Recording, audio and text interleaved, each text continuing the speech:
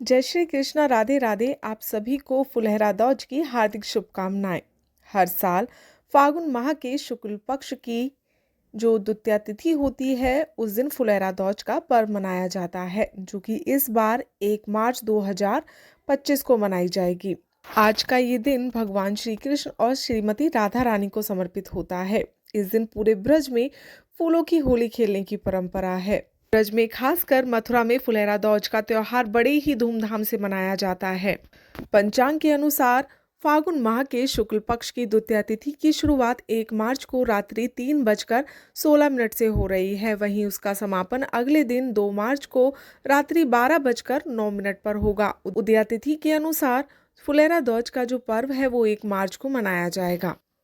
कहा जाता है कि आज ही के दिन भगवान श्री कृष्ण और श्रीमती राधा रानी का विवाह हुआ था, जिसका वर्णन वैवर्त पुराण और गर्ग संहिता में किया गया है। ब्रज में एक भांडेर वन नाम की जगह है जहां पर भगवान श्री कृष्ण और श्रीमती राधा रानी का विवाह हुआ था। आज भी वहां पर एक मंदिर बना हुआ है जिसमें भगवान श्री कृष्ण और राधा रानी की मूर्ति है और भगवान ब्रह्मा जी उन्हें आशीर्वाद दे रहे हैं।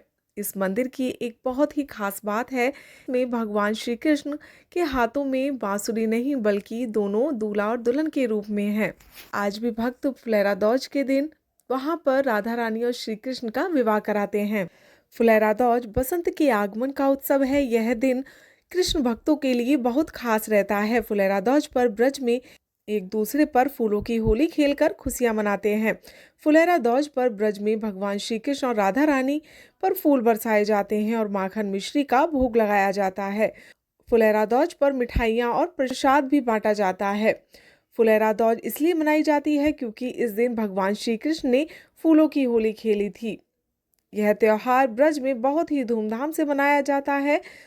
चारों तरफ खुशियों का माहौल होता है और फुलहरा दौज के जो शुभ मुहूर्त हैं वो 2 हैं। सबसे पहला है अमृत काल का, जो कि सुबह 4:40 से 6:06 तक है, और दूसरा है ब्रह्म मुहूर्त में, वो है सुबह 5:07 से 5:56 तक।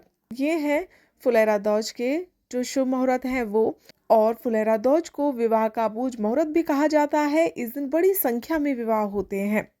फुलहरा दौज बसंत के आगमन का उत्सव है। साथ ही फुलहरा दौज को इसलिए भी विशेष माना जाता है क्योंकि फुलहरा दौज को सर्दियों की आखिरी शादी का भी दिन कहा जाता है। इसके बाद शादियां बंद हो जाती हैं। इस दिन लोग पीले रंग के कपड़े पहनते हैं और पतंग उड़ाते हैं। साथ ही सांसारिक कार्यक्रमों में भी हिस्सा लेते हैं। बता दें कि फुलहरा दौज का त्योहार ब्रज में मुख्य रूप से मनाया जाता है। आइए अब जानते हैं फुलहरा दौज के दिन पूजा की विधि। फुलहरा दौज के दिन सुबह जल्दी उठकर हमें स्नान करना चाहिए और स्वच्छ वस्त्र धारण करने चाहिए। फिर भगवान श्री कृष्ण और राधा रानी की मूर्ति को गंगा जल से स्नान कराएं, नए वस्त्र पहनाएं, फूलों से श्रृंगार करें। भगवान कृष्ण को सफेद मिठाई, फल और पंचामृत का भोग लगाएं। तुलसी के पत्ते और माखन मिश्री का भोग लगाना शुभ माना जाता है। भगवान कृष्ण और राधा जी की आरती करें और मंत्रों का जाप करें। फुलहरा दौज के दिन फूलों से होली खेलने का विशेष महत्व है। इस दिन भगवान कृष्ण और राधा जी को गुलाल अर्पित करें और फूलों की होली खेलें।